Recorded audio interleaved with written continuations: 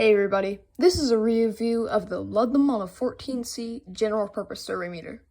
It is hooked up to a Ludlum Model 44-9 pancake type detector. So the first thing that we need to do is insert batteries. Turn the thumb screw a quarter turn counterclockwise and pull up on the battery compartment. This is what it should look like. Following the polarity markings on the top of the compartment, insert two D-cell batteries. Now close the battery compartment by putting it back down onto the instrument and turning the thumb screw a quarter turn clockwise. The line should be parallel with the rotary switch, marking times 1,000. To turn the unit on, flip the rotary switch from being in the off position to the times 0.1 position. Now press and hold down the bat button. This will check the condition of the batteries. If the needle swings right of the first vertical mark on the meter face, the batteries are good. They typically have a life of about 2,000 hours in this type of instrument. Remove the Model 44-9 from the detector clip, which is located on the handle. It is now time to do a functionality and calibration test for the unit. Look at the calibration sticker on the side of the instrument. You will see a value, in this case 0.9 milliar per hour. Open the check source door on the other side of the instrument. Hold the window of the 44-9 up to it.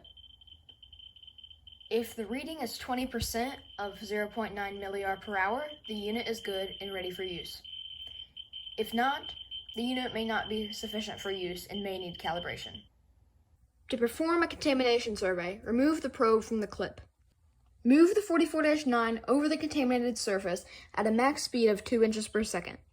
Make sure that the probe is about an inch above the contaminated surface.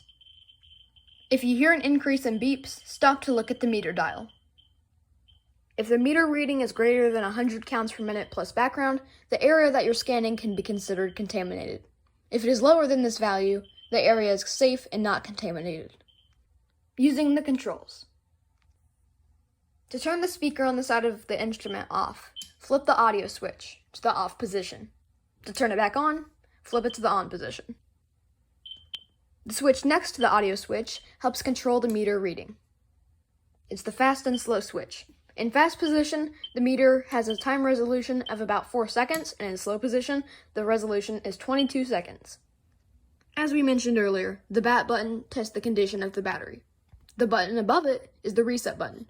The reset button resets the meter reading if you need to do another measurement or redo the last measurement.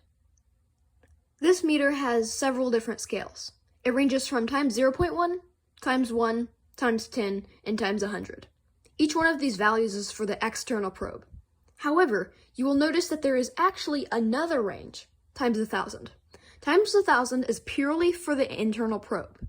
This meter has an internal high-range GM detector for extremely high radiation levels. It is also energy compensated and for use in the MR per hour scale. Here is an example of how you would use this detector.